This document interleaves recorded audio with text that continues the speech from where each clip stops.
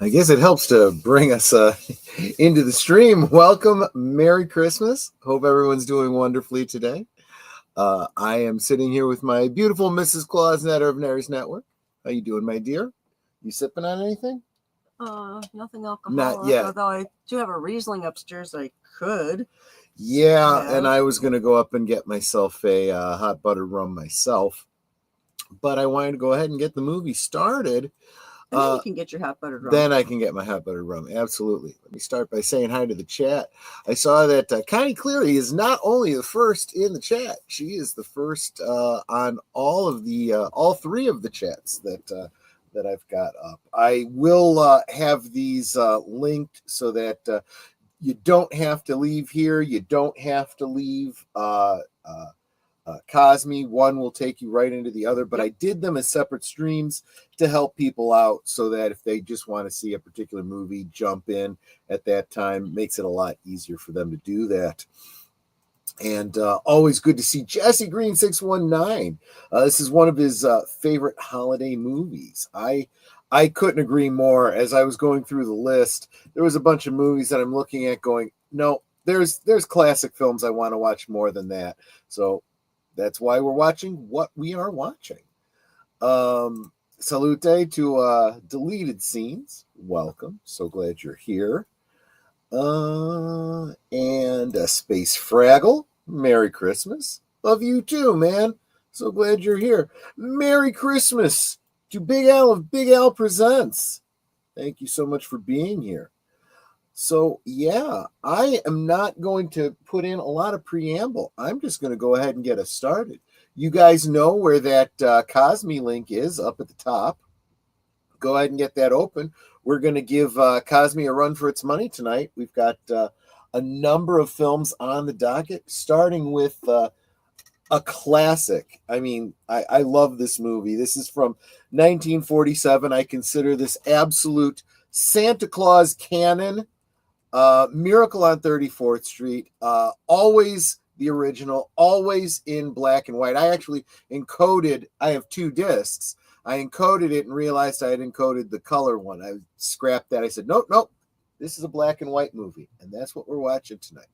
So I will go ahead and get the film rolling over there on Cosme let me get this squared away here. In 5, 4, 3, 2, 1, play.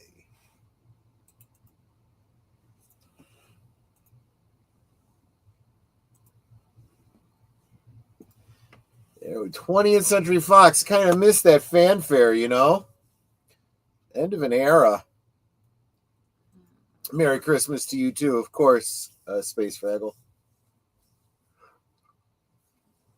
Maureen O'Hara, of course. Miracle on 34th Street.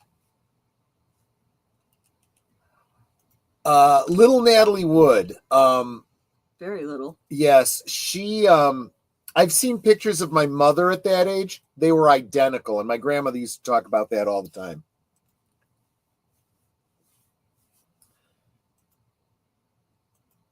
And I love you too, Natter. I think I posted that already. Yeah. I'm still trying to go through all 3 of my streams, making sure they got the Cosme link and everything. Okay, so now I can drop my hi, sweeties, to my... You start dropping the hi, sweeties. Make sure you're saying hi to them. I'm going to leave my earbud behind so that we don't lose sound and it starts echoing through the mic. And I will be right back as soon as I make myself a hot buttered rum. It's like I never realized how loud it sounds when one of us walks up or down the stairs.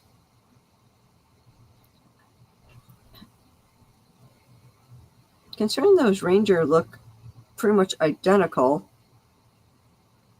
it's like, how does he know which one's which?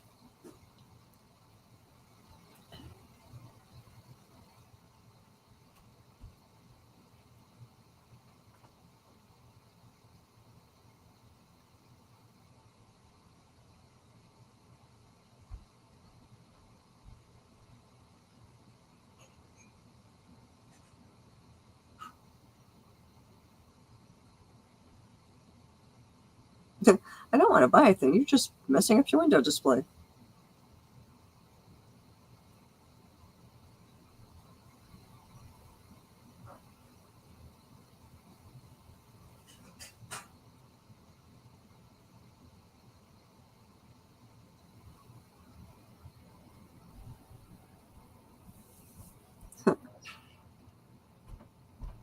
Santa's very particular about his reindeer.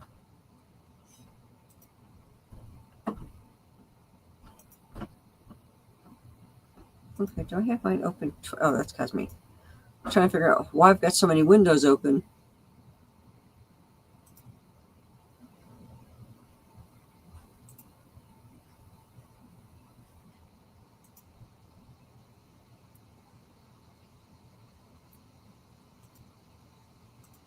Okay, let me get my hi sweeties in here.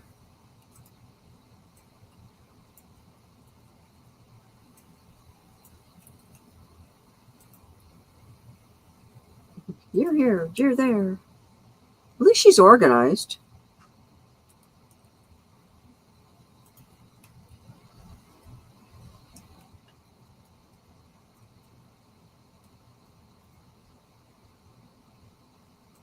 See, this was back in the day when the Macy's parade was the parade to see.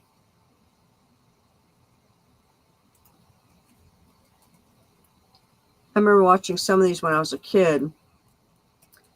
We never actually went live because it's in New York and we lived in Illinois.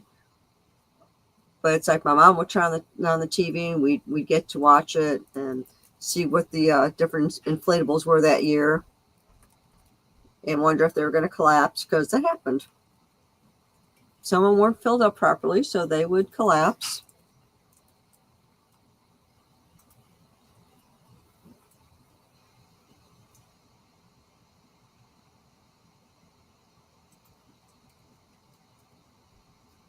Actually, drinking when you're cold doesn't really warm you up. You only think it does. You can actually get hypothermia more easily if you've been drinking.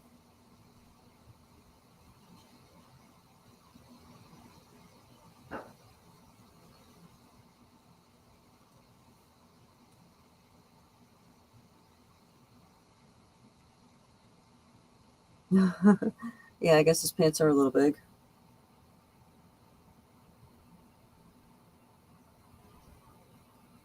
I like how they just kind of point to some general direction and they know exactly where to go.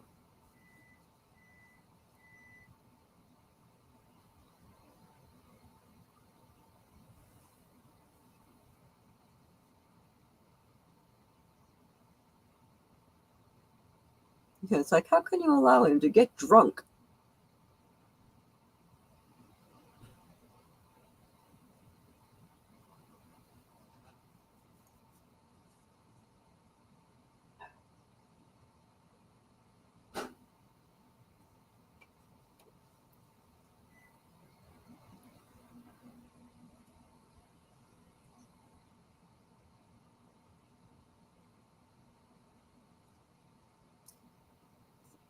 That's not going to do.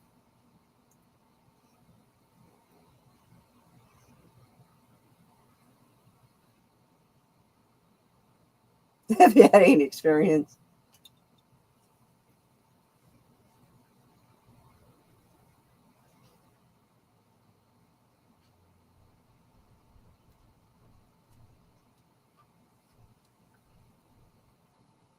I like how it's supposed to be so cold, but you don't see any breath at all coming out of their mouths. Oh, now he's really going to be cold because he'll be in his underwear.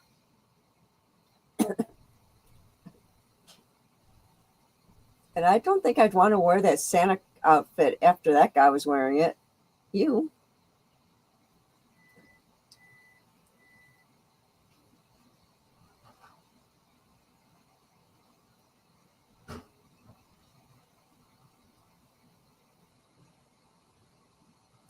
And of course, this was back in the day when Santa was the finale.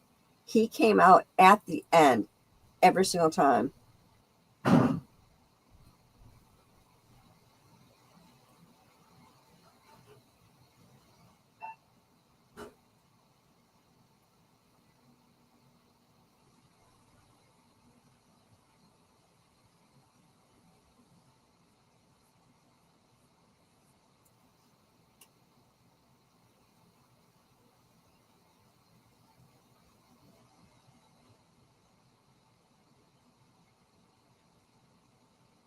Yeah, he thinks that she's been drinking.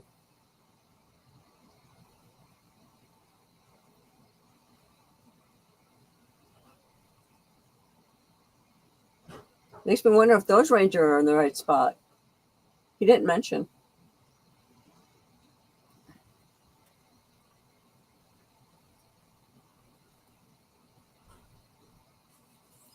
The little girl that was in the front, she had the little tie-on hat.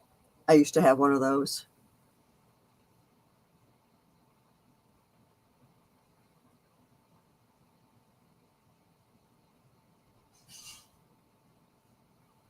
And just like her kid, you know, a lot of us were latchkey children. So we were independent and we were more grown up than people nowadays. Well, I should say kids nowadays are.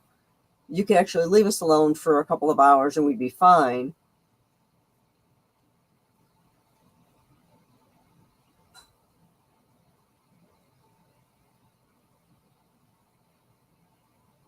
I'm not sure how I like that she can just peek into his apartment like that.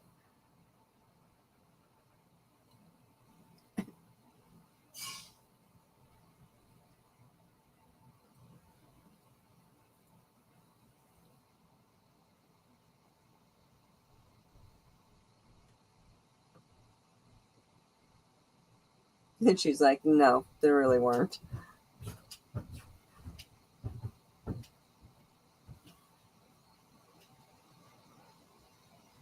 Jack who?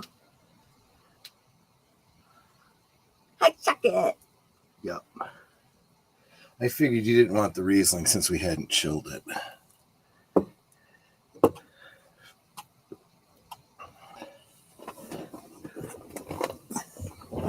I think what's really the most sad about, because you were saying kind of feel old when you see how old some of these films are. Yeah. I feel old when I realize that so many of the things that we used to love that we took for granted in films like this are gone. The Macy's parade like this, no, it's nothing like that anymore. No, it's not. And I was saying how Santa always came at the end, always. And the whole idea of going to department stores, the department store Santa, it's all just kind of gone. It's a bygone era, I remember going to Marshall Fields to look at the windows, but I don't recall my mother taking me to, sit on Santa's lap. She may have done, and I just don't remember. We didn't. When my grandmother took me to Marshall Field, we didn't actually go to that Santa. I always went to the Santa at the Hillside Square Mall in Hillside. Shorter lines, obviously. But I did get to see the robotic Santa at Marshall Fields. It really was. It was very realistic for its time.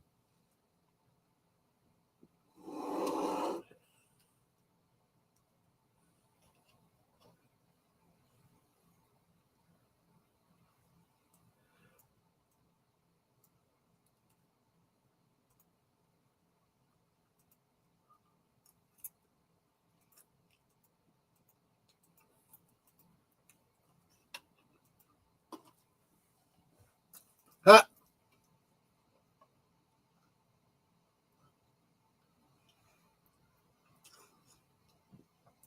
She really does talk to her like she's a little adult. Mm-hmm. That's what I was saying too. It's like when we were kids, we acted more grown up, for lack of better phrasing. We can actually be trusted to be on our own for a couple of hours, even at that younger age. I remember being 9 years old and being home alone until like my mom got home from work at 6, 7 o'clock at night, when I got home from school at 2, 3 o'clock. Well, I think that kind of has to do with there was an expectation, and there,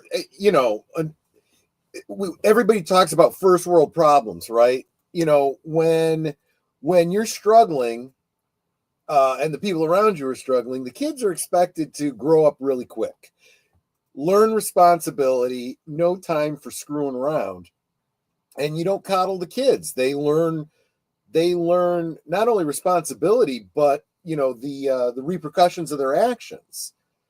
Nowadays, like I said, first world problems.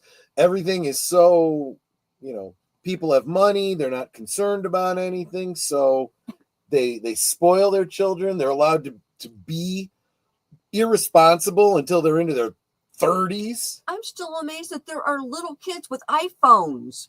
What does a little kid need with an iPhone? They're getting addicted to the dopamine hits from social media, and it's rewiring their brains. Heck, I didn't get a cell phone until I was an adult, and that was only, because it's we need one for emergencies. So Netter cleaned up she cleaned up the entire house just before Christmas. And I go into the kitchen to make my buttered rum, and I had a handle of rum sitting right next to the tea kettle, and it's gone. So in real life, I found myself saying, "Why is the rum always gone?" I put it back on the Carnarvon wagon. Yeah, I know.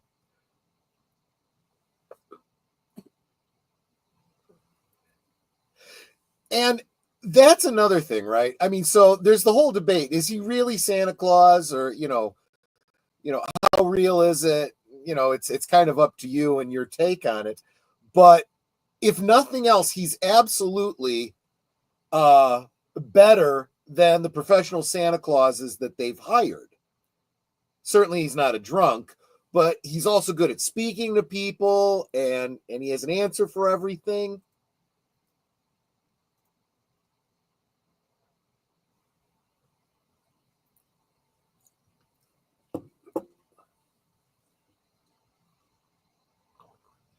There's another thing.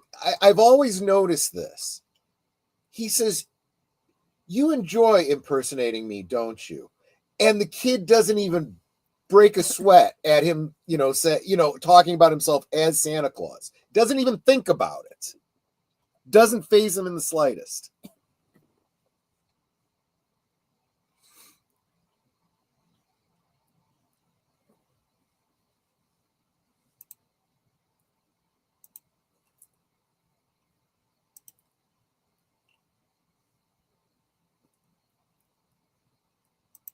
Go right ahead.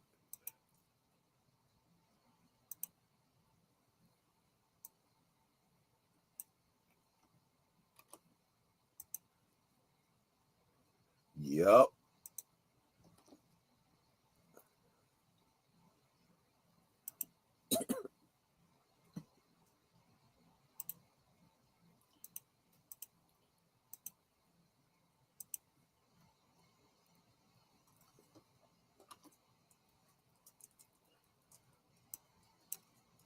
Although I will say, if the kid doesn't know what he wants, I really don't see a problem with suggestive selling.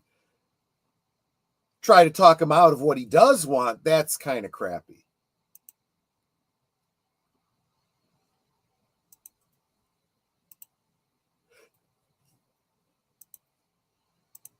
I think I missed something here. Oh, deleted scene saying hi. I get tired sweeping up dust. Connie didn't get her first phone until she was 23.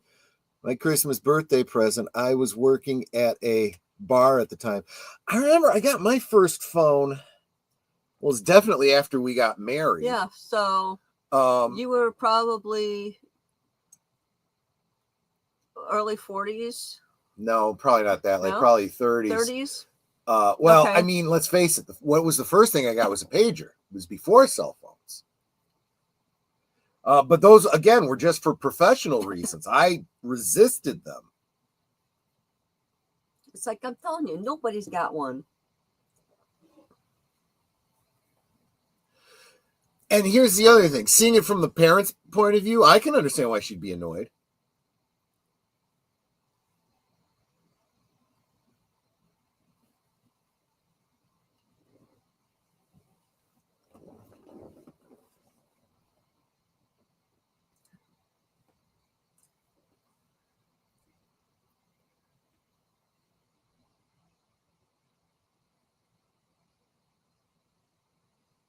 I keep track of the toy market.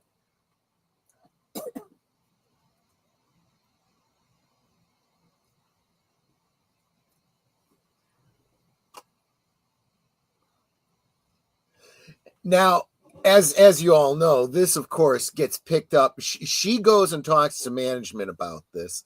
And so many of the other parents find this so positive That they get more business.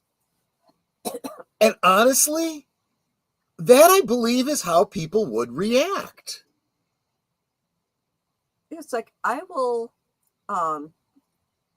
use a business if someone tells me, hey, they did this really great thing for, this homeless family or whatever, Yeah. or, these people needed groceries and this grocery store just packed up a whole bunch of stuff and brought it over, or, this lady's car broke down and these guys actually went out of their way to get her car started for her and paid the mechanic. Those are places that I'm going to frequent. Yeah. Well, as much as you can frequent a mechanic. Look, there's another aspect where the Macy's or whomever could be a little bit what do you call mercenary, right? It's like because later on, they do start working with gimbals and comparing and sending each other to each other for whatever. But that should force you to be, well, if Gimbals is doing better than us with whatever, the skates, for example, we really got to start looking at that skate market and see, Yeah, like she just said, I've never done much shopping here before, but from now on, I'm a loyal Macy's customer. Mm-hmm. Because then I'm going to come back to Macy's and go, hey, I appreciate you telling me where I can get the thing I want, but I want to be able to get it all in one stop here. can you guys get it in or whatever,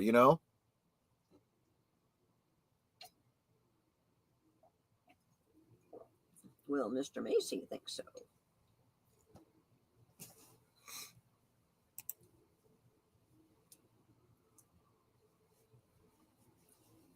See, this is what I was talking about on Friday when I was talking about being in the stores and whatnot. Here she is in the department store, all wrapped up like she's outside. All of these kids look like they're sweating. I had a hat like hers.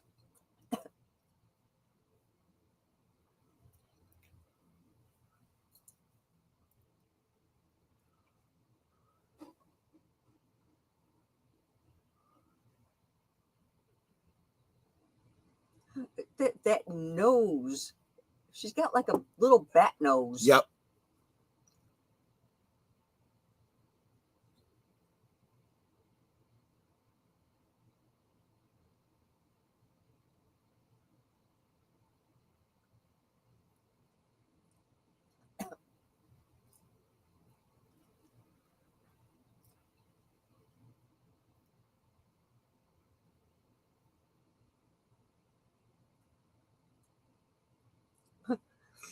See, sensible and doesn't cost too and much. that's incredibly reasonable too. I mean, she's somebody who knows, I got what I want. I don't need anything from Santa, thank you. How many times I've gone to conventions and met celebrities, I wasn't there for an autograph, just wanted to say hi, thank you for, playing this role or that, or, being a part of my fandom.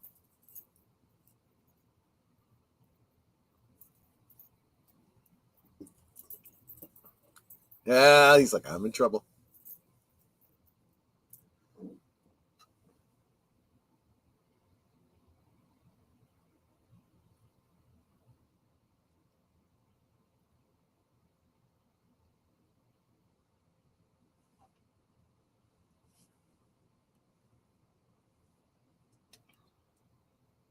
This is another recurring theme in it, right? Because it gets really on point when the store psychiatrist is, antagonistic to Kris, and that's basically the theme of the whole movie, right? This whole idea about traditional values and wonder versus, postmodernism, really. This so-called new enlightenment, right? And there always needs to be someone to challenge and say, you know what? Maybe it's not as cut and dry as you think it is.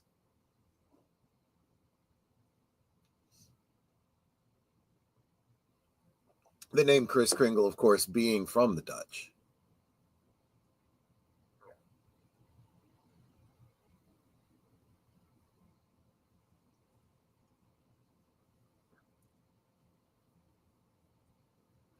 Obviously, I don't speak Dutch and they don't translate it, but I've heard that all the Dutch spoken between the two of them is perfect.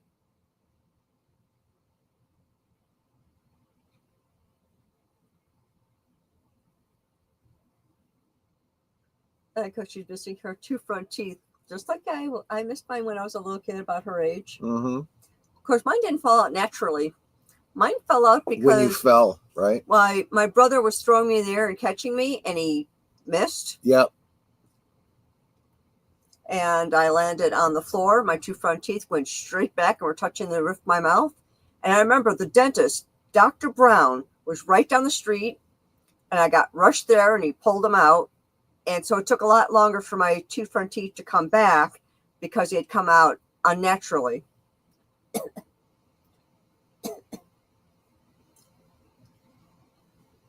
I speak French. That doesn't make me jump. Okay.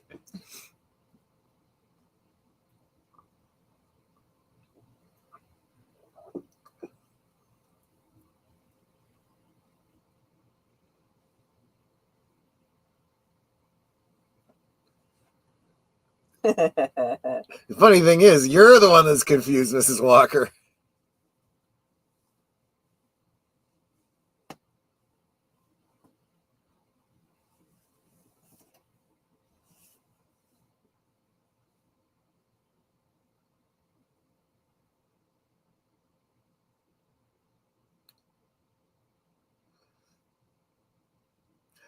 Now, this also, especially in my adulthood, since I've been in management and so forth, the idea that Mrs. Walker would not have seen his new employee paperwork, that she's only just now seeing it.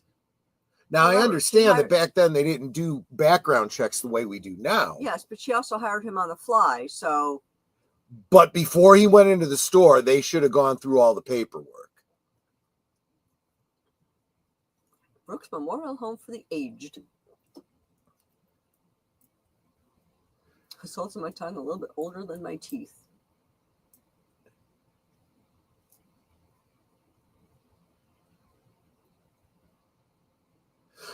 But here's the other thing. He would have filled that out longhand. That means somebody else typed it up. You'd think someone would have said something.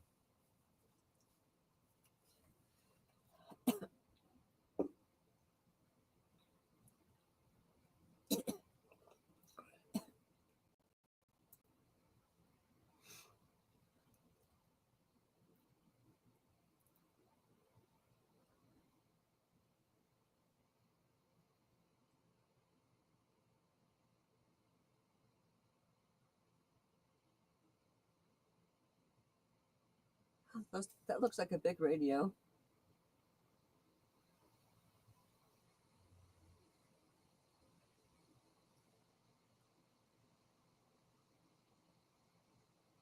See, even back then, they had that single pane of glass. For what reason, I have no idea. Single pane of glass, where was it? In front of the reception desk. Oh. Nothing on either side, just an erected pane of glass.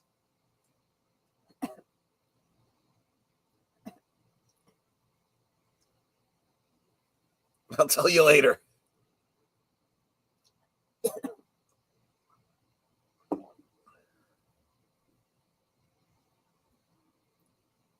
This is the first she's hearing about it. That reaction is perfect. Telegrams, messages, phone calls.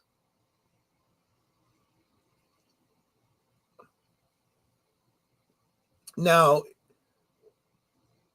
under modern sensibilities, people might, speak to the point, it's sexist. They're talking about the women and the wives and so forth. They're the ones that do the shopping. I'm sorry, that's literally the way it was, Yeah. And if we're truly honest, that's kind of the way it still is. And did you also notice you said telegrams? People don't send telegrams anymore. We got emails that totally took the place of telegrams. That's but people would send telegrams all the time. Yep. Heck, not even email. Sometimes it's text messages. Yeah.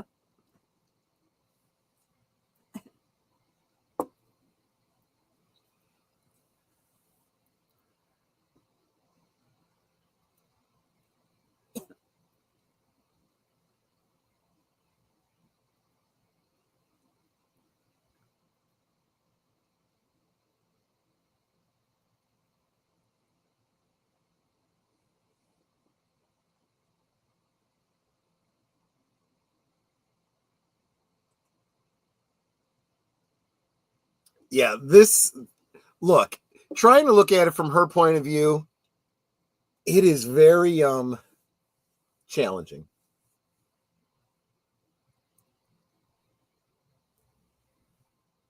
I don't care if he thinks he's an Easter bunny.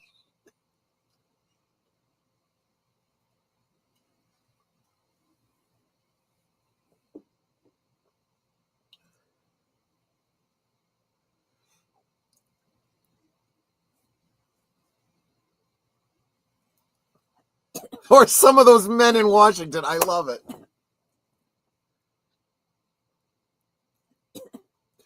It's interesting because obviously he's trying to justify what's beneficial to them right now.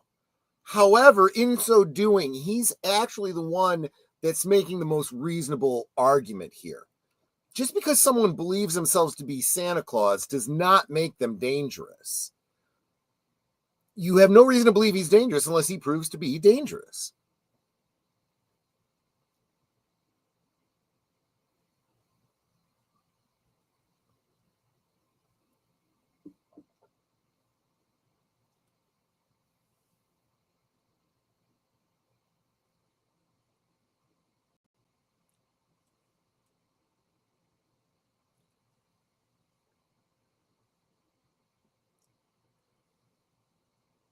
I think next year when I make this this butter rum batter, I think I need to brown the butter. I think that would make it more, that caramely type flavor, that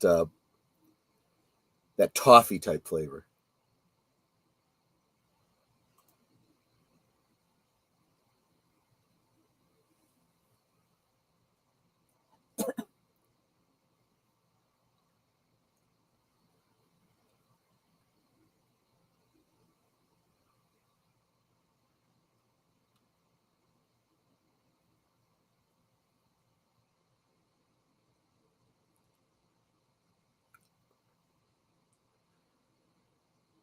Hail and Merry Christmas to you, Rod Thunderheart. So good to see you, my friend. We are just not even 20 minutes into Miracle on 34th Street if you want to watch along with us.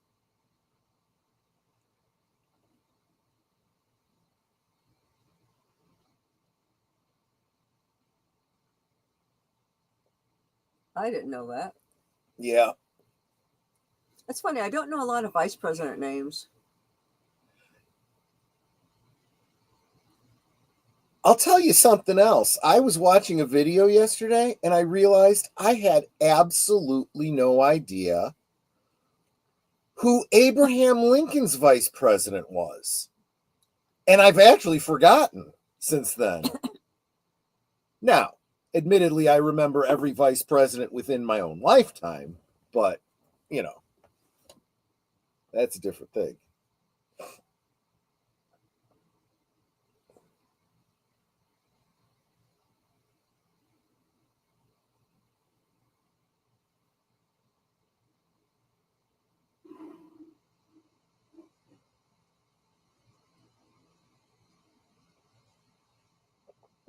That's the other thing. How are these cognitive tests? I could be 100% sane and bad at math. Heck, I could even be illiterate and still be completely sane.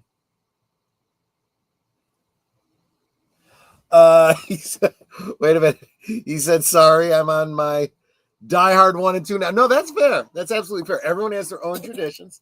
I'm just doing this because I want to keep alive these classic Christmas films. All of these things are going to streaming now, and I want to be able to make them available to my audience,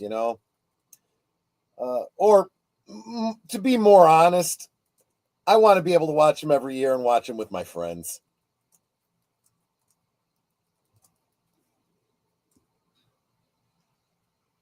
Just finished Enemy of the State. We did a watch party. Was it last? No, it was the week before last on Monday. It was Run All Night and Reindeer Games. I had never seen either of those movies. Reindeer Games was particularly good.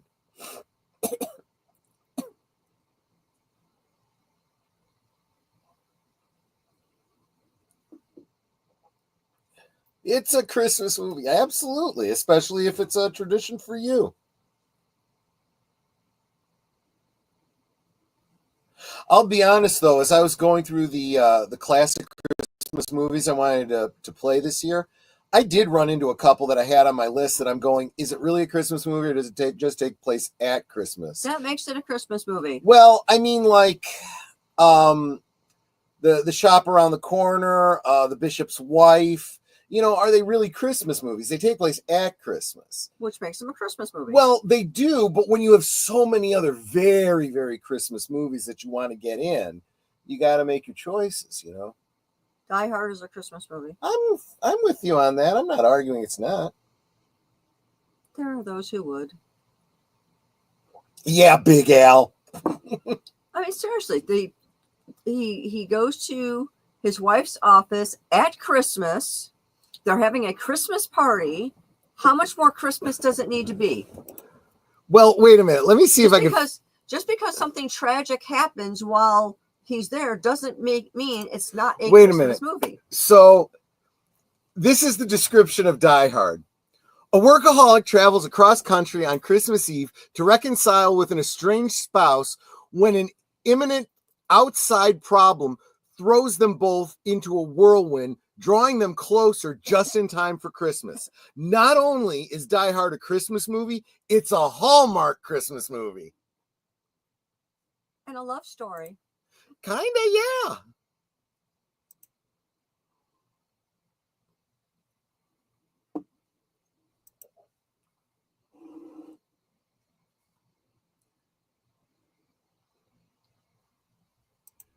Now, I'm not saying it's not. I'm just saying that it's less Christmas than some of the other ones that I wanted to get in tonight, or tonight and tomorrow. Will Smith wouldn't be in the plot if he wasn't shopping. Good point.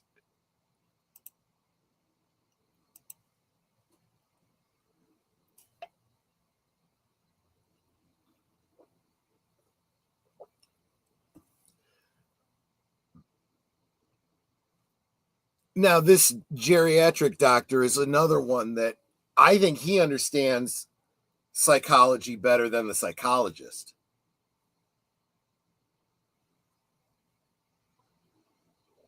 Also, keeping in mind the difference between a psychologist and a psychiatrist.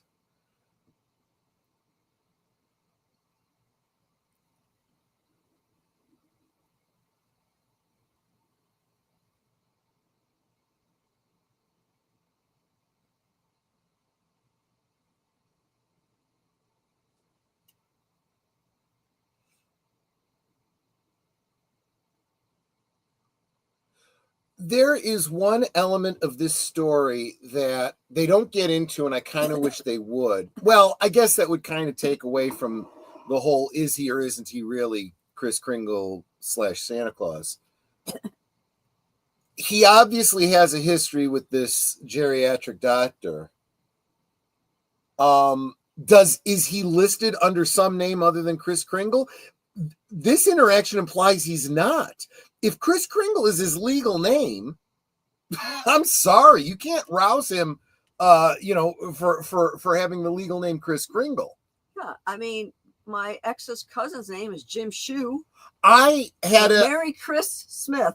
I had a cousin who was named Tom Sawyer. Now, I could absolutely see a cop pulling him over, asking his name, and him saying Tom Sawyer, and him thinking he's being a smartass. But you look at his driver's license; it says Thomas Sawyer. Yeah, and I said my ex's cousin's name was Mary Kris Smith.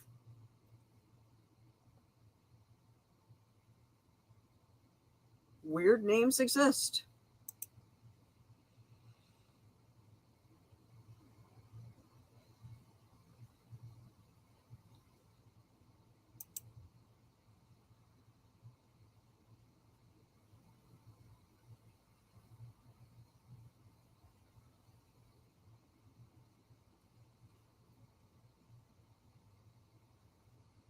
See, I'm the type of smart ass in that kind of a circumstance. I would have said, I paid good money to see the exhibits at the zoo. I am your patron. Huh? I came to see the animals at the zoo.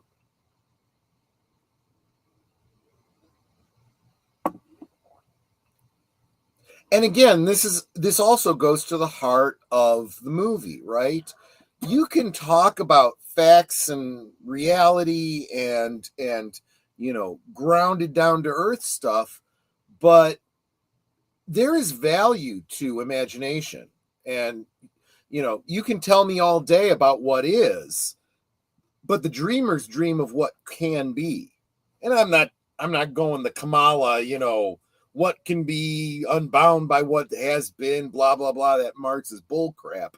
I'm just talking about more like what John F. Kennedy talked about, and I'm gonna ruin the quote. It was something like,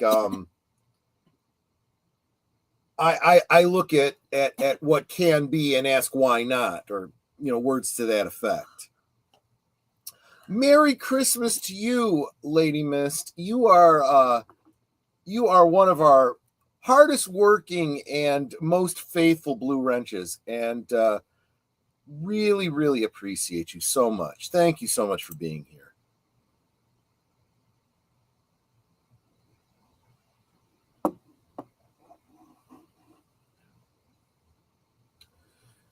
Another thing I'll say about children pretending to be animals is it fosters a certain amount of interest in those animals. They'll want to go see them at the zoo. They'll want to learn more about them.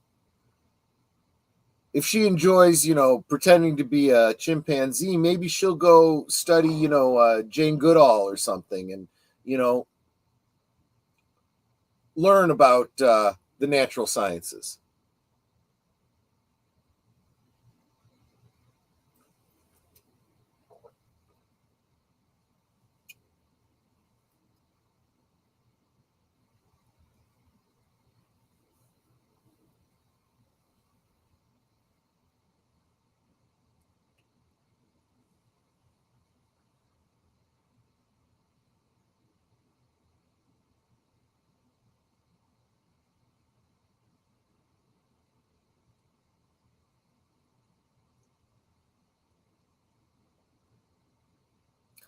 It is, I have honestly tried, and to my shame, I've tried to find what his angle is.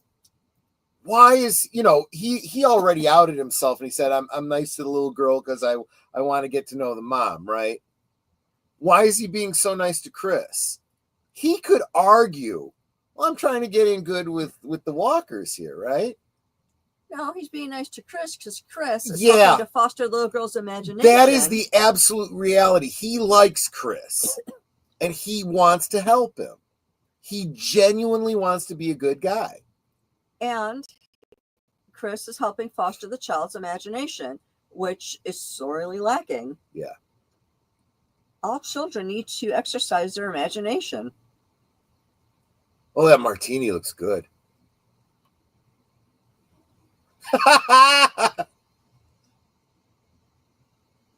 I thought this was the best gag. She just takes it in her other hand and she's still talking about upside down.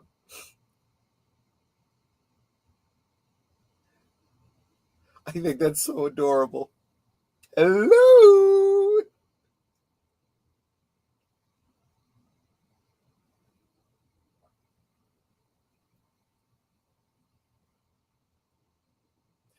Here's the problem if he had stayed with them. She's going to sober up tomorrow, realize what she agreed to, and she's going to be pissed. Yeah.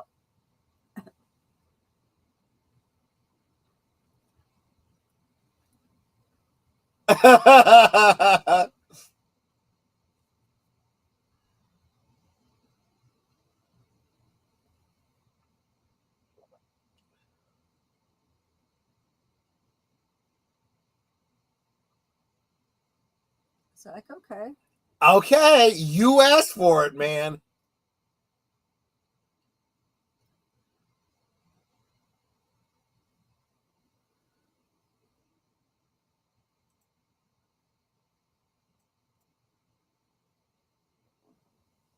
I actually still have it, a page out of a magazine just like that, a picture of a property from a real estate ad. It was a picture of I think it was an apartment building, and it just fired up my imagination, and I worked it into a story that I've been working on for many, many, many years. Still have that magazine page.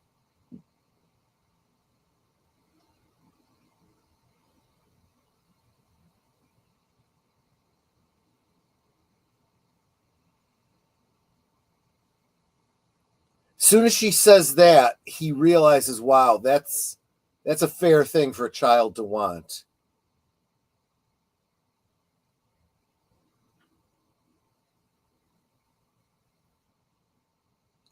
Okay, so let's go with the theory that this is really Santa Claus, right? It is Santa. He is just now thinking, how do I make this happen? Because it's not just about buying a piece of property and giving it to her. It's about orchestrating her relationship with her mom, her potential stepfather. You know, there's more things he needs to bring about than just the property. Does your chewing gum lose its flavor on the bedpost overnight? If your mother says don't chew it, do you swallow it in spite? Do you catch it on your tonsils? Do you heave it left and right? Does your chewing gum lose its flavor on the bedpost overnight?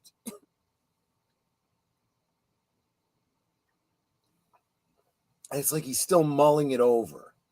And he's got the beginnings of the plan here. I got to get these two together. I got to get them married. Get them set up to want to buy this house. Boom! Two things go together. She wants this house. He wants a place on Long Island. Boom! Planting a seed.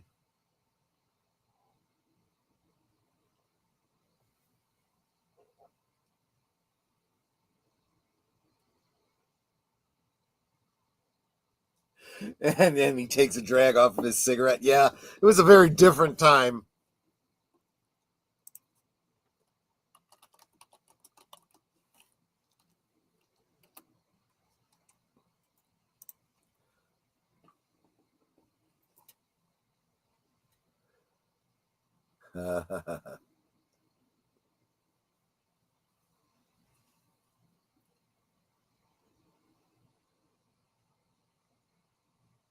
I've actually That's never cute. heard that before this movie. So I can relate to Fred. The idea of being attracted to a single mom. I dig that.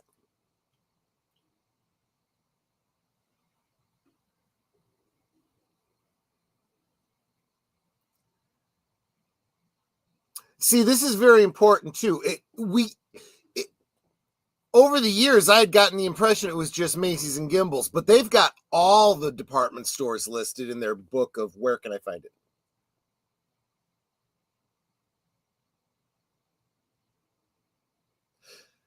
And speaking to something that Jesse Green was saying earlier, stores do this, especially if it's a proprietary brand. If you were to go into, say, Montgomery Ward's, and you were looking for Craftsman tools, they would send you to Sears because that's where you find Craftsman tools. It's a proprietary brand.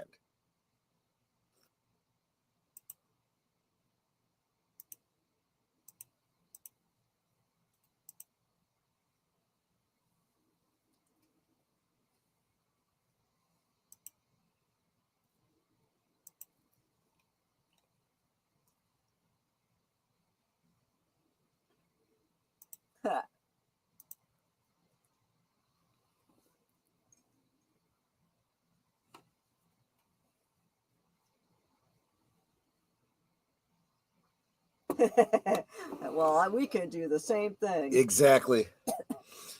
In a way, and it's kind of working in reverse, but it's the same basic concept. This idea that competition fosters better service.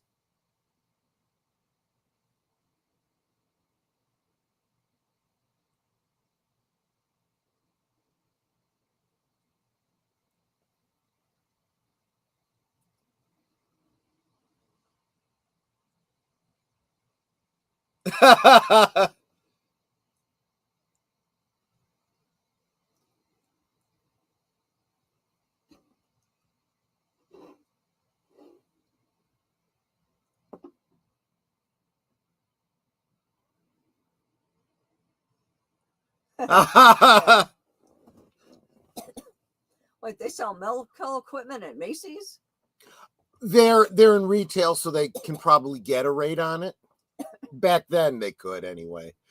And I do think that's great, because here's another thing. This is something they don't tell you in the script of this movie. They get a tax write-off if they're contributing to a hospital or a charity. Yeah.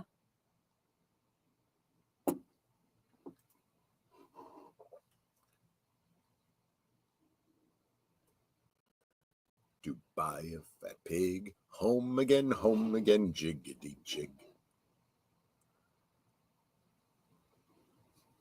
Okay, so in my head canon for the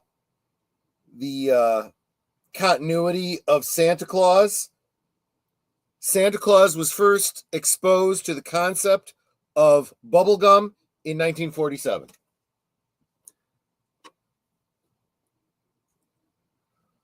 Also, because of Rankin and Bass, before his hair went white, he was a redhead.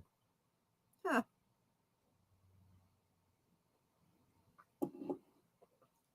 I love that. Without actually seeing it happen, you know exactly what happened. Use peanut butter or come out.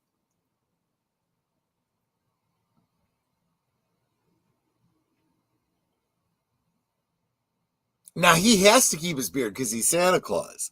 If it was me, screw it. I just shaved the thing That's off. what I said. Peanut butter or some sort of oil will get the gum right out. Here's the thing that bothers me the most about this movie. It's wrong. It's just this is the conflict that makes me angry. I don't talk about this much on stream, but I majored in psychology, and I left. I decided I didn't want to be in that profession. All the things that are wrong with the psychiatric profession they talk about here, not only is it true, it hasn't changed since 1947.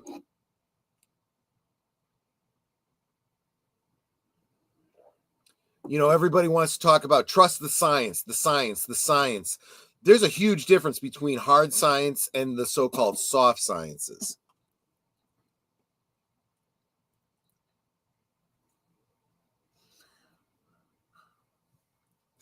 Played by a 32-year-old.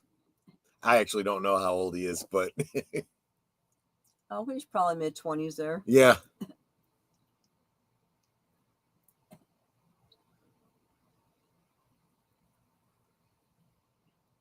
Appeal to authority.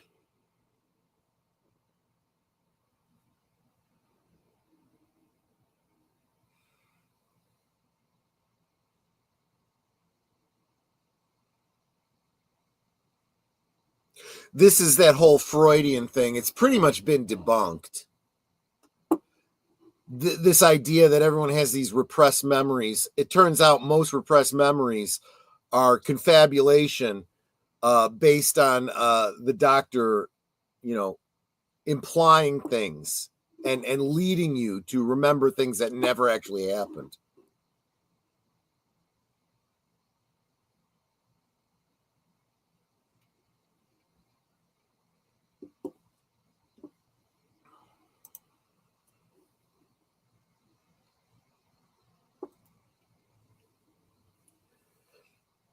Gosh, yeah, I remember rain checks when there was a deal at a department store and it was sold out. You'd get a rain check, right? In other words, it's kind of the same thing that they do online these days, where something's sold out, and you could check a box, send me an email when it becomes available again.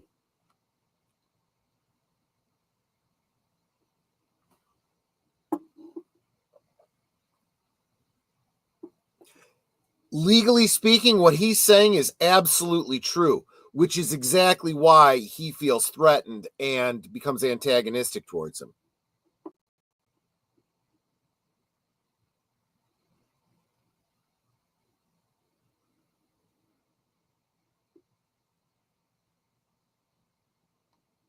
Maladjusted because he wants to do something good. Think about that for just a second.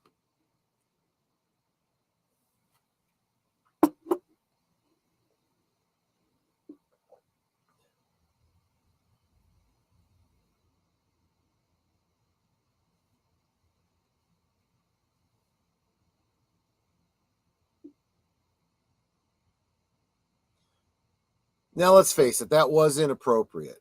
What I would have said is, yes, I'm going to leave. And I'm going to go to Mr. Macy's office and talk to him about this.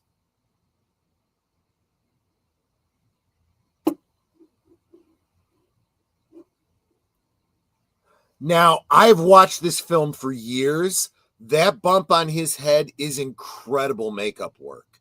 That the only way they could do that is a latex appliance, but it is seamless.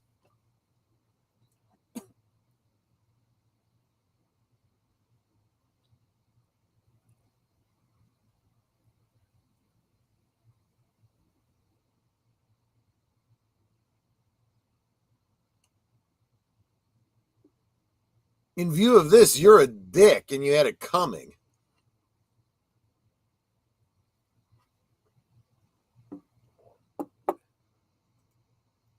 Did you catch that?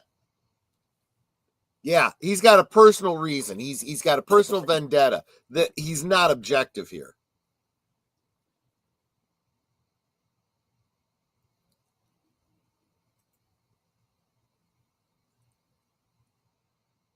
Yes, I consider it very normal because you're an ass and you had it coming.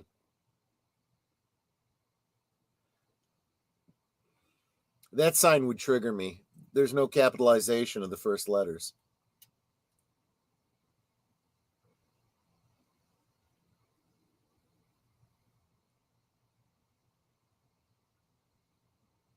He's literally making crap up for his own benefit.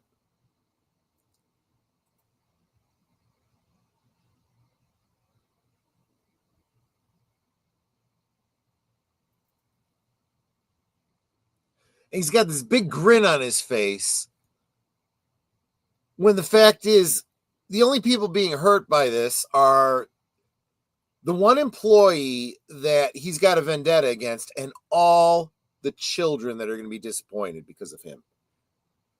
Selfish assholes.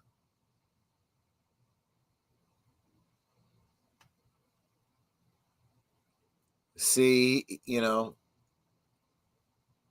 he is planning to talk to Mr. Macy. Do you need a refill?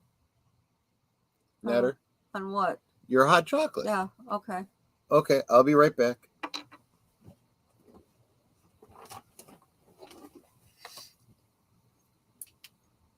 Oh, it's good hot chocolate. I guess it was. It's going to have to be a different one because that jar is empty. The salt. Yeah, use whichever flavor.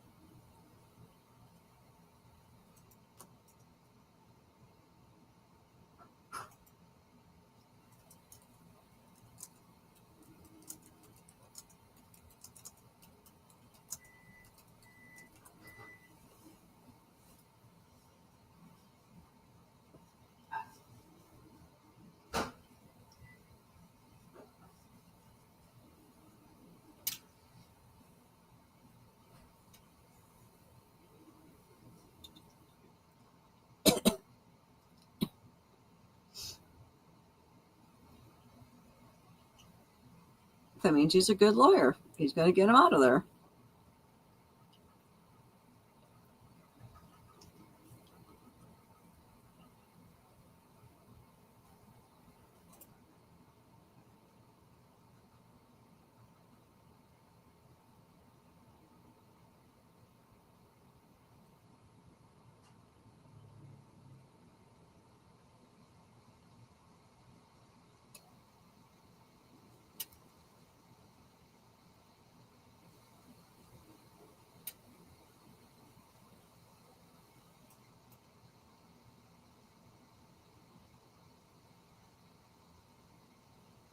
It's like, you effed up.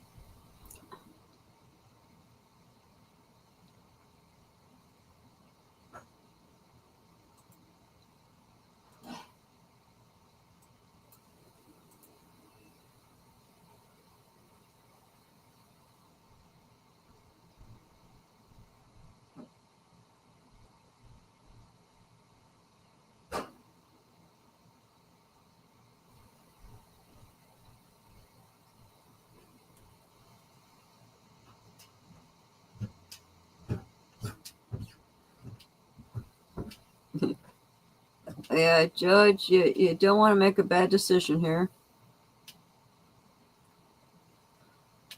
I don't think it's flavored. I think it's straight cocoa. I was talking about the judge. Don't make a bad decision. No, I know. I was just informing you what I was thinking the flavor is there. Was it in a pouch or jar? It was in a pouch. Yeah, one of them was just straight hot chocolate. I think the other two were, or 3 pouches were flavored. There was a banana chocolate. I think there was a raspberry, and I forget the other ones. Oh, that's going to be too hot for me to sip. I'm going to burn my mouth if I try that. Yeah, for some reason, my butter rum boiled over for some reason. See, just like when I was making cookies earlier, and my butter overflowed on the stove, which has never happened to me before in baking.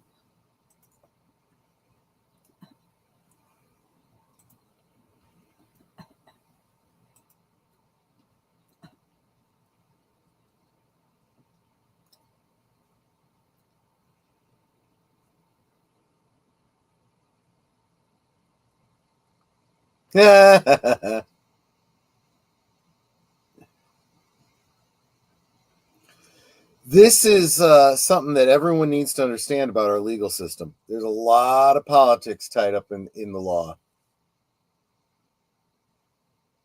And sometimes winning in the court of public opinion is more important than winning in the court of law.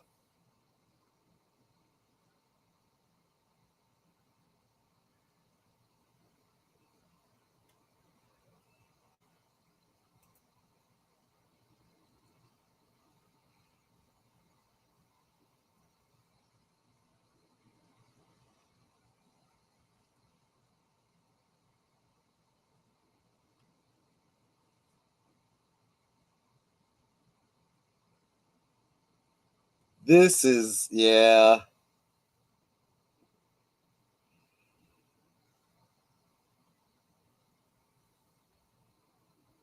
Habeas from a corpus.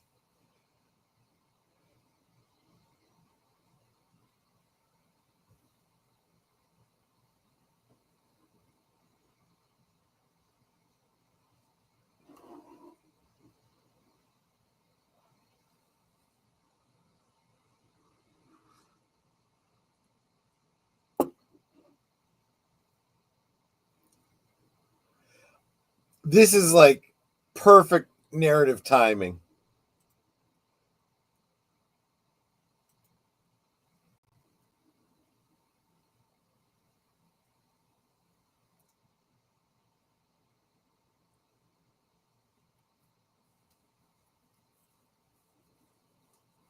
It's like, nope, we're mad at you Yep. because you want to put Santa on trial. Yep.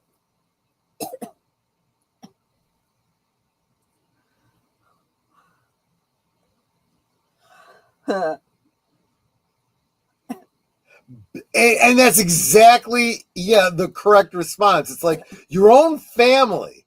You think the rest of the population isn't going to be against you? I like how the guard says no smoking. He takes the cigar out, taps the ends to say it's not lit, and then puts it back in his mouth. Right. It's just an oral thing. Well, for cigar smokers and pipe smokers to some degree, if you can't smoke indoors, you're not going to throw it away. No, but you could tuck it in your pocket. Not after it's been lit and you're going to get ash in your pocket. No. No, his wasn't ever lit. Oh. It still had the tapered end on the Gotcha. end. He was just kind of chewing on it. Yeah. It's an oral fixation. Yeah, don't be mistaken. It's like chewing tobacco. You still get nicotine from it. Huh?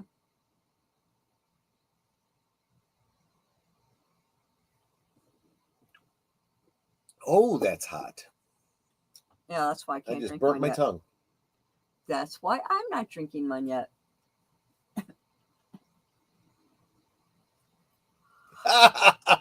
the visual interaction between these two, without words, they say so much.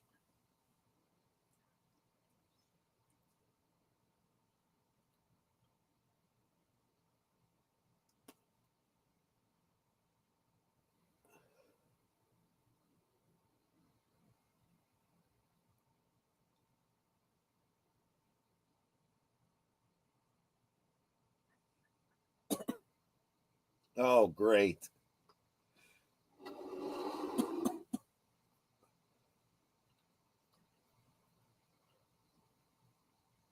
And the media is eating it up.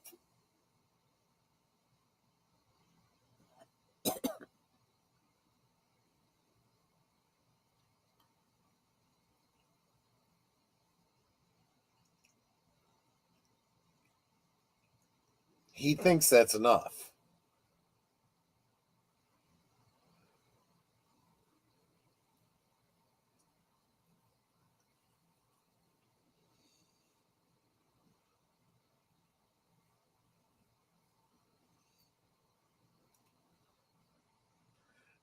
When the judge is leading the witness,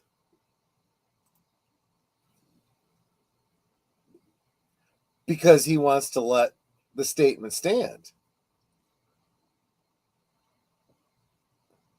Merry Christmas, Connie.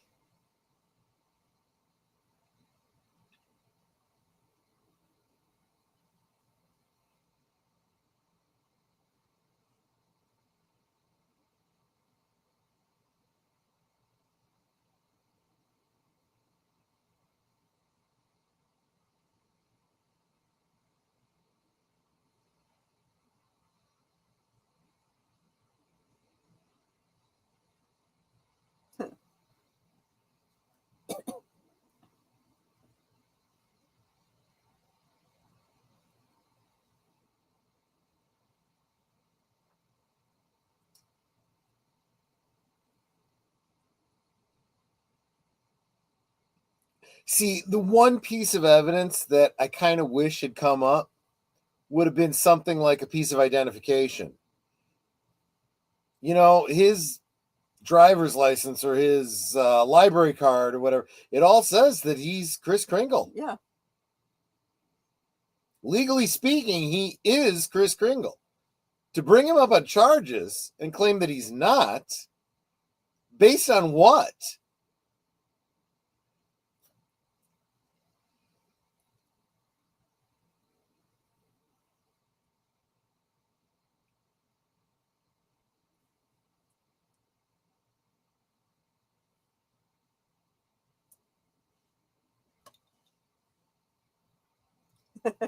You got a point.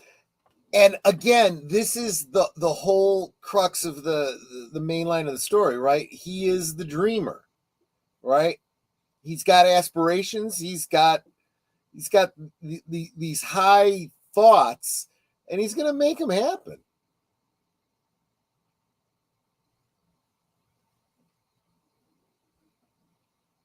And he can open up his own law firm.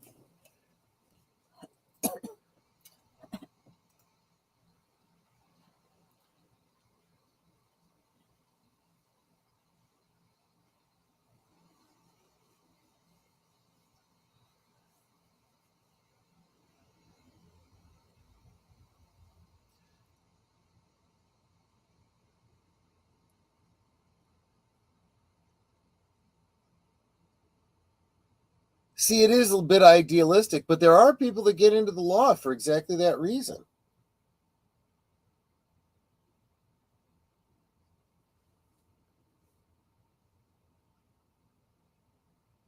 It's pessimism is what it is.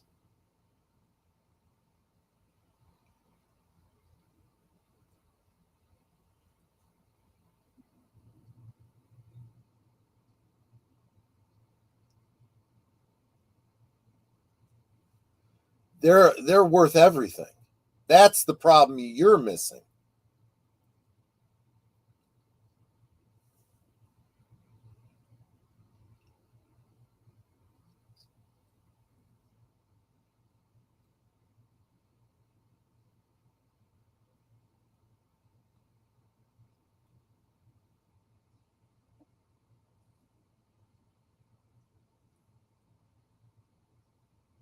That's the whole point. In one line, he summed up the whole point of the movie.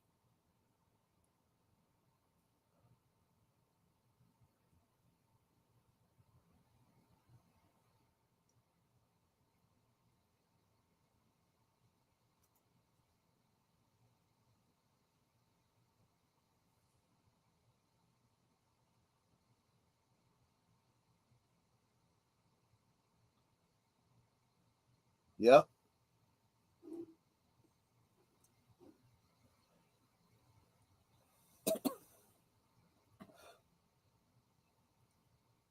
I hate to say it, but both words have the same root. They are almost synonymous.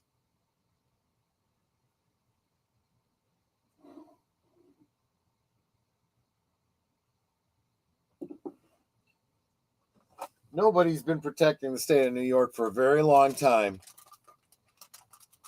Anyone been paying attention to what's happening in Kathy Hochul's New York these days? I wouldn't want to be riding the subway.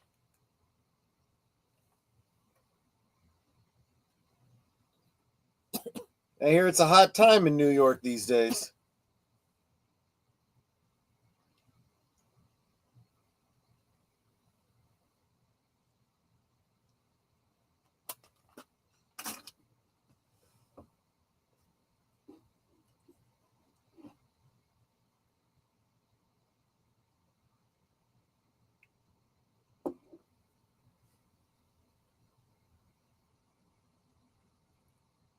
I love the way that they show his kind of internal monologue, his inner thoughts.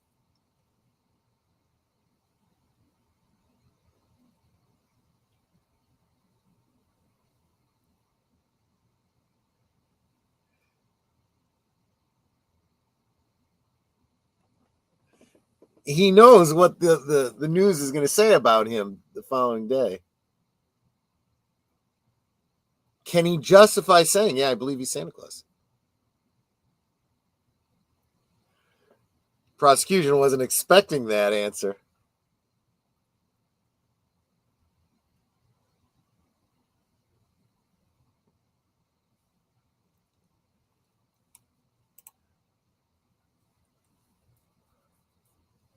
Ah, well, that was bound to happen. Yep.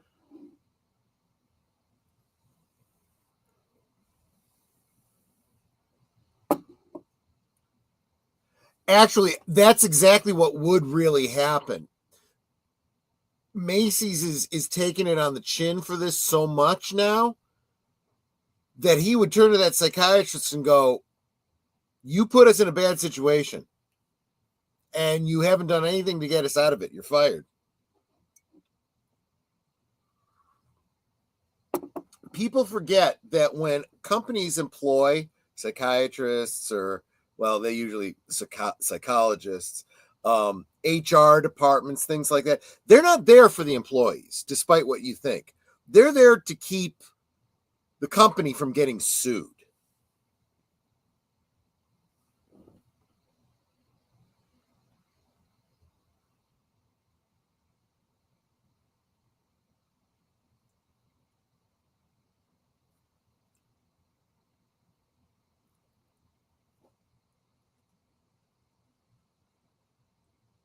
I love the logic he goes through here.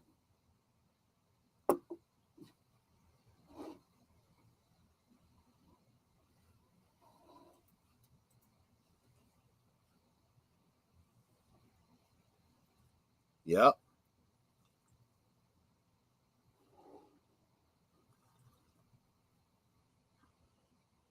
Union employees.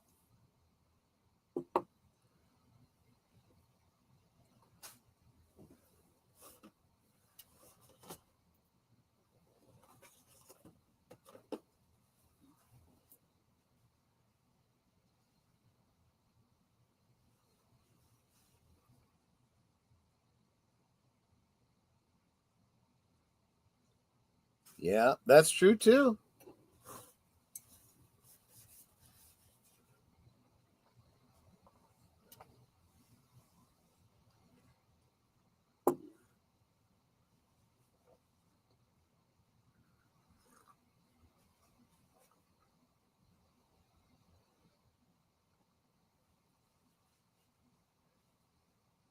I love that line. I think that's so funny. Doesn't matter if it was Democrat or Republican or what he is, just the idea that, yeah, no, I'm only going to get my own vote because he's the other party.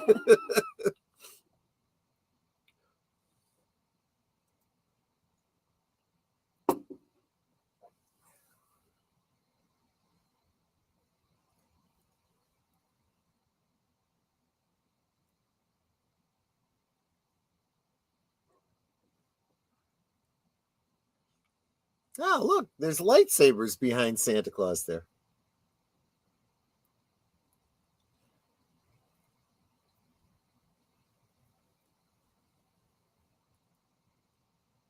An open mind.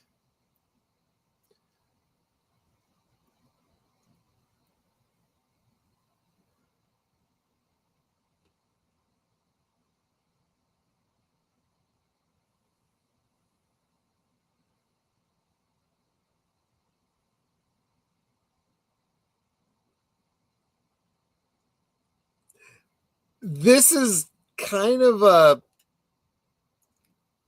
yeah, he's like, he was subpoenaed. Hello, Daddy. It's a little underhanded, but it's, you'll see. Yeah, it works. Yeah, his own son.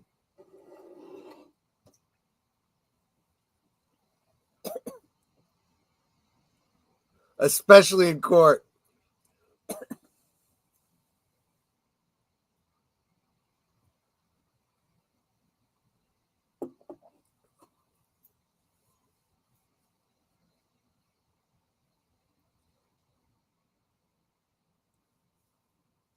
Overruled.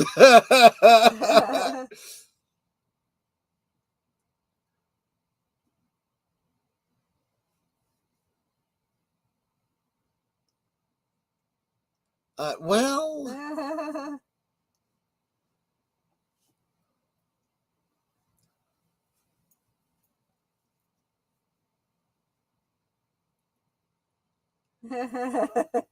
Where'd your daddy? yeah.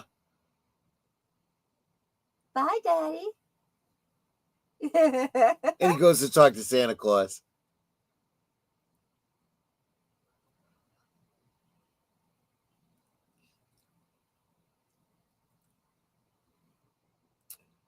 Hail FK HC 2005, whom we lovingly know as Tim. Hail, hail. How's your, is it still Christmas Eve where you're at? Or is it Christmas Day there?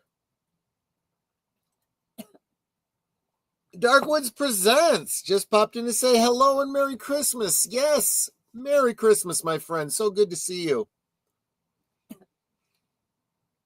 You caught me well into my second hot butter rum.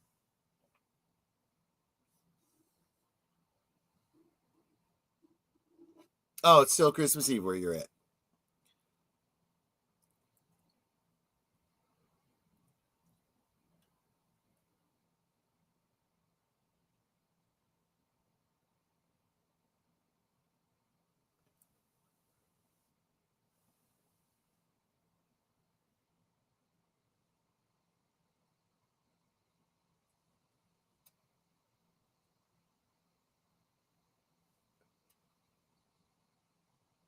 Not even tomorrow morning, but tomorrow afternoon gives him more time.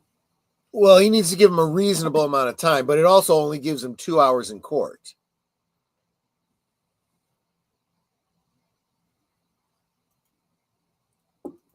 I see Mrs. Walker starting to come around, right?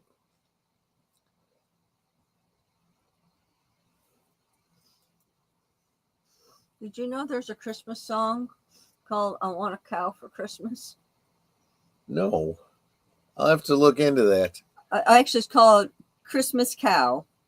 I'll tell you, I just saw a video recently by a cattle rancher who was talking about there's clearly a war against the beef industry right now by the government. Oh, you're Eastern time zone? Okay.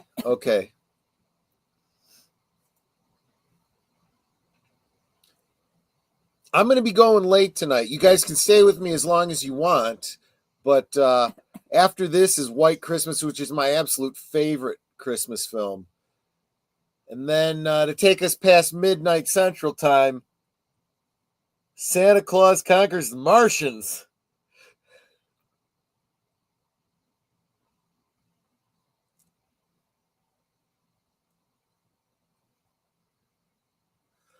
Tim, that's terrible.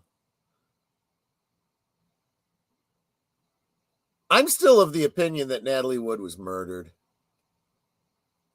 She was.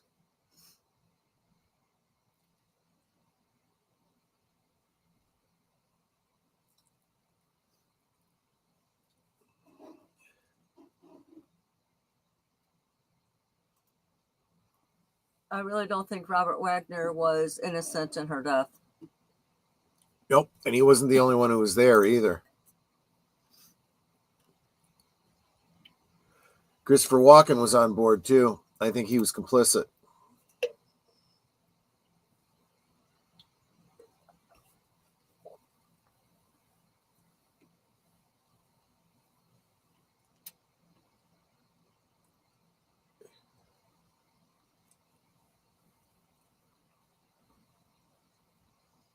And they all got New York accents, you know? Well, they are working in New York. It does make sense.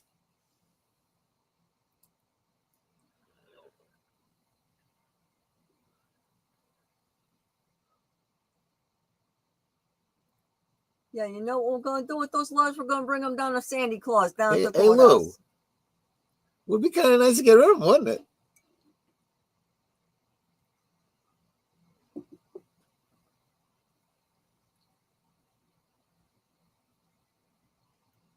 Now, I obviously never worked for the post office, but I did work in the mailroom at a law firm, sorting mail.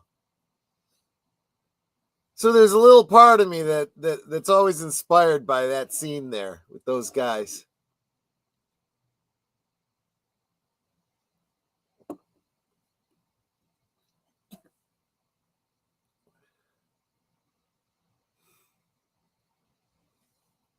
Now, I'm not going to condemn anyone that did what they had to do in Vietnam. War is hell.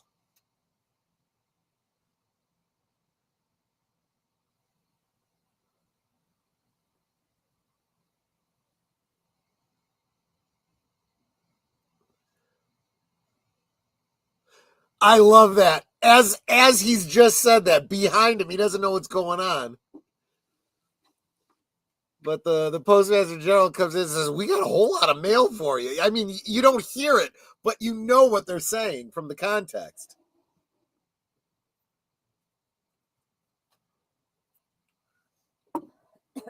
Now I love this because he plays an angle, right? He's a little bit manipulative here.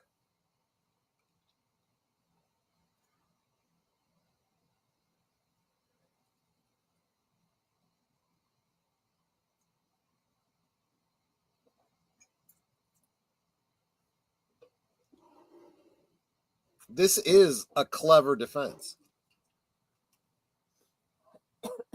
This gets a little filibustery. I think he goes a little bit far with this.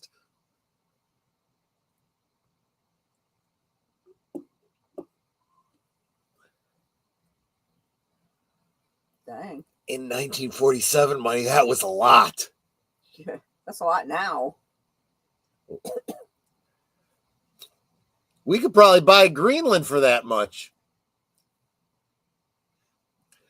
That's a little joke for those of you that have been following the news.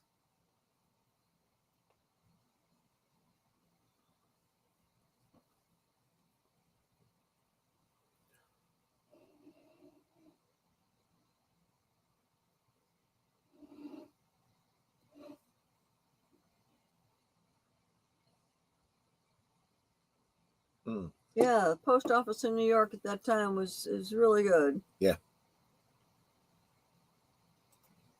This is where he kind of plays into his hands.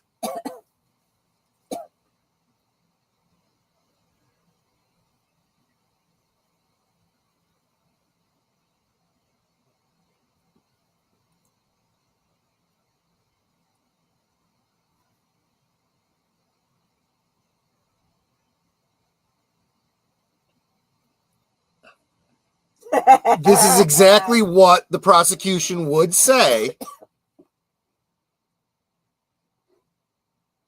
This is the theatrics I was talking about.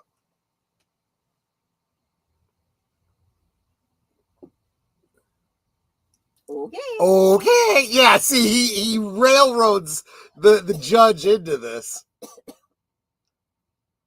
And they're more than happy. They're like, you got it.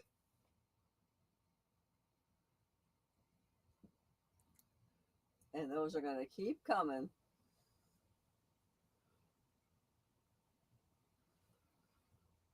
For each of those men are carrying 2 bags. And they're getting ready to close. Oh, sorry, missed one. A side note that most people won't realize, they're dumping them out because they have to take those bags back with them. They belong to the post office. Yeah.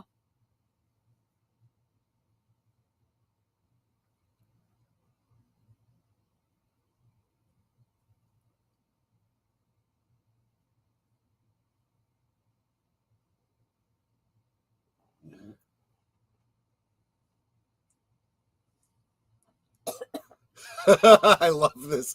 It's like Kirk with the tribbles.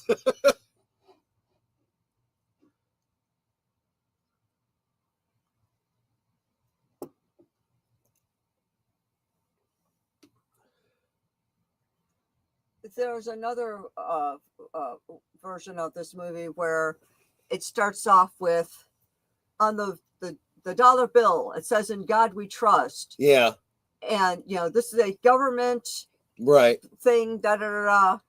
I didn't think that was as strong a case, though. No, but they said, the government, who has never seen God, has this in all their bills and all their currency. So, da-da-da. And then they brought up the post office. I did like that the remake tried to go a different route with it. I just don't think it was ever as strong as this one. Just from a pure legal standpoint.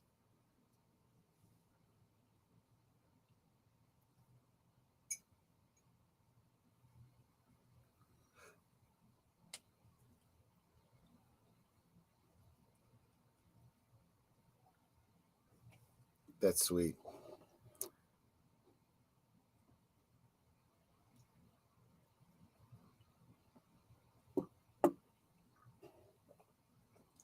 That is sweet.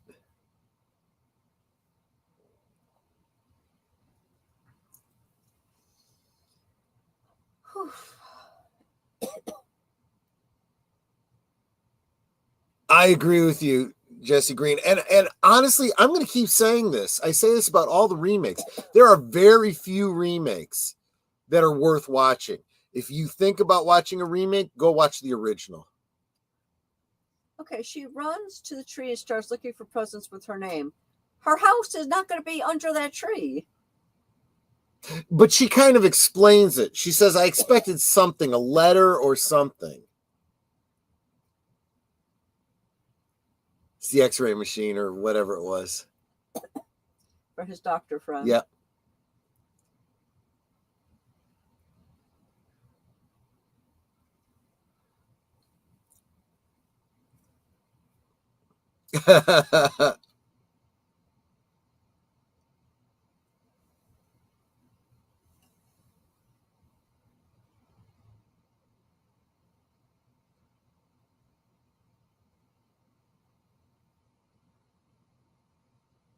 Oh.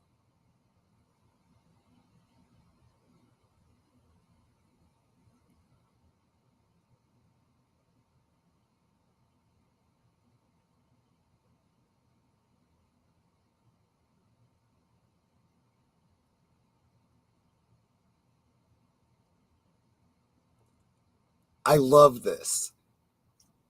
He got through to her.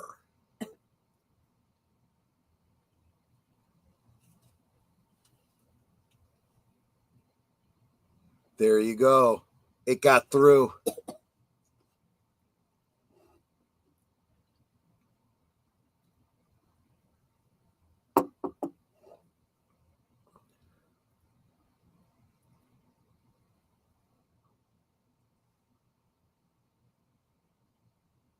In other words, you're just giving me platitudes. Well, and this is also like, this idea, if God doesn't answer your prayer, there is no God. No. Maybe it's not the best thing for you and he knows better. Or his answer was no. Because again, it's not the best thing for you. Or he is going to give you what you want in time in a way you don't even expect, which is exactly what's going to happen right here.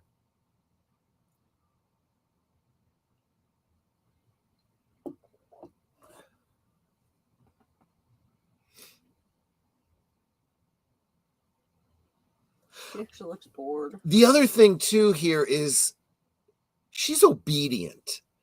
She's actually going through this little mantra because her mother told her to.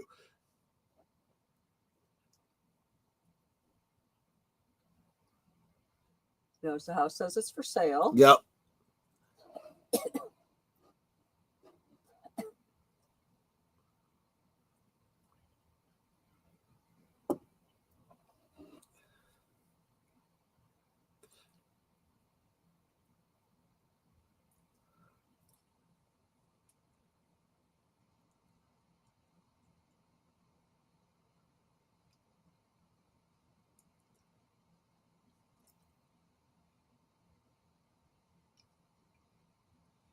Boom. That was huge. Him hearing that lets him know they connected.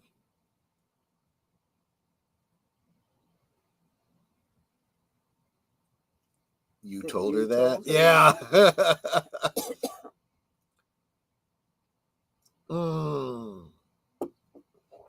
Right?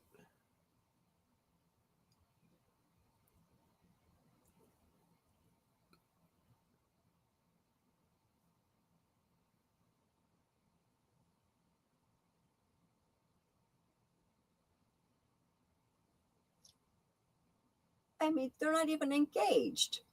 Right. Well, I think it's implied they're, without having even said it, they're planning to. Chris's cane.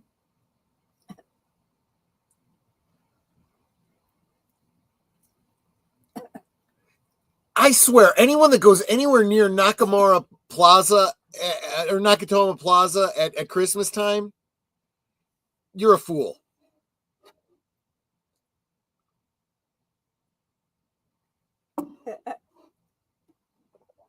There you go. The end. And then stay here in Cosme. and Yep. stay in YouTube, and you'll be redirected to the next film. Yeah, I'm going to be leaving some stuff playing on Cosme, but I'm going to be ending the stream here. You will be forwarded to the next stream, which is my favorite Christmas movie, White Christmas. Okay, so I'll see you in about 15 minutes or so. Take care. Good night, ladies. Good night, sir. Hit it, sweetheart.